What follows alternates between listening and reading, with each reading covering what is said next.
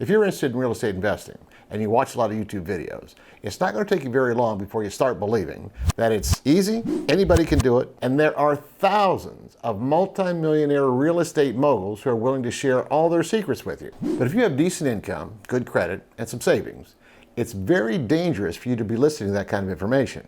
Yes, real estate investing can be very lucrative, but the numbers can get very big, which means that if you make some mistakes, the losses can be pretty big too. And very few of those YouTube gurus are going to tell you that before they take your money when you buy their training course. So let's break down some of the biggest myths about real estate investing in Austin. The first myth is the one that will have you believe that anybody, regardless of credit, income, or savings, can be successful at real estate investing. The reality is that the cost of entry is a lot higher than a lot of those YouTube gurus will lead you to believe. Ideally, you should have decent W-2 income, good credit, and some savings. If you consider that a conventional loan is usually going to require about a 25% down payment, if you're looking at a $400,000 house, that means you need to have at least about $100,000 available in cash. Are there ways to get started with less than that? Of course.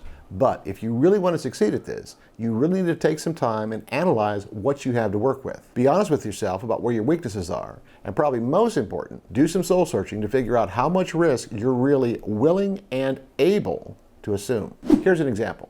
Let's say you're going to buy a $400,000 rental house and you put all of your savings into the down payment. Let's also say that your current income is barely enough to cover your current living expenses. So if that house sits vacant for a month, or if that tenant is slow in paying, you could find yourself in a cash crisis very quickly.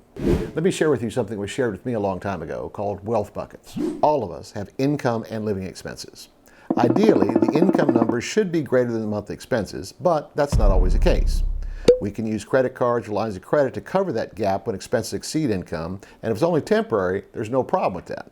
You use somebody else's money to cover the gap and pay a little bit of interest. But then when your income gets back to where it's greater than your expenses again, you're back to positive cash flow. When you have positive cash flow, you're in a position to start saving. And the first bucket you want to fill is your reserves. If you can save 6 to 12 months worth of reserves, you would then be in a position to cover any income gaps without having to borrow anybody else's money. Now, it really doesn't matter what your current monthly expense number is, but of course, the lower it is, the more you would have available for savings as your income increases. Only for an example, let's say your monthly expense number is $10,000. So 6 months of monthly expenses would be $60,000. Once you fill that reserve bucket, you could start investing, but you're going to expose yourself to some risks. Another approach would be to move on to a new bucket and earmark all of those funds above that reserve bucket. Those funds are available for investing. You know, I make these videos to help you make better decisions when you're buying or selling real estate. But the only way I'll know is if you like them or if you find them useful is if you leave a comment, like the video, or subscribe to my channel. Also, if you're thinking about buying or selling real estate here in the Austin area, I would love to help you out. Shoot me a text or email or schedule a phone call on the YouTube channel page. But enough about that. Let's get back to the wealth buckets. To recap, your monthly expenses are $10,000 and you've saved $60,000 in your reserve bucket, which is 6 months of monthly expenses. Once you've done that, you can now move on to the investment bucket. If you're interested in buying a rental house for around $400,000, when that investment bucket gets up to around $100,000 or 25% of the purchase price, you could start shopping.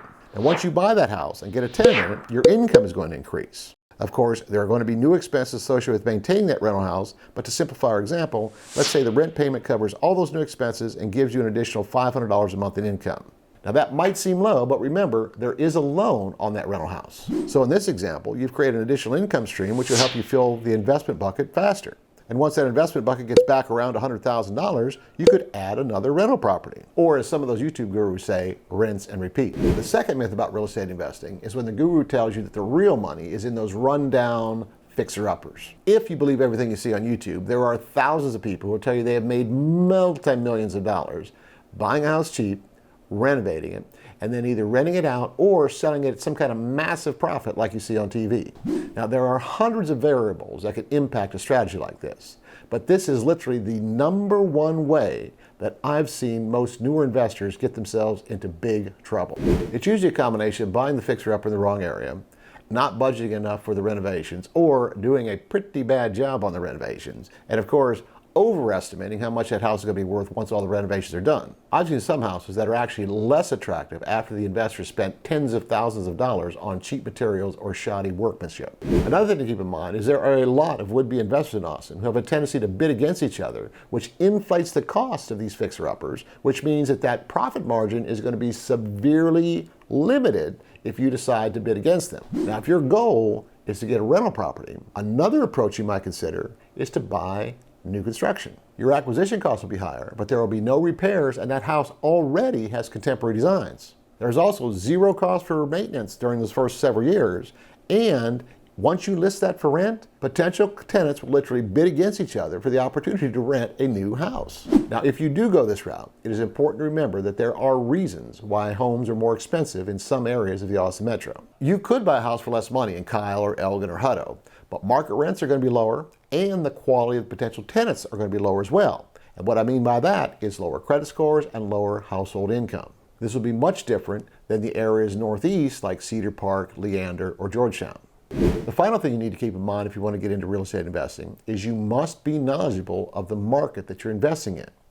This video examines whether the Austin housing market is really as bad as a lot of people would have you believe it is. And don't forget to subscribe to my channel and ring the bell.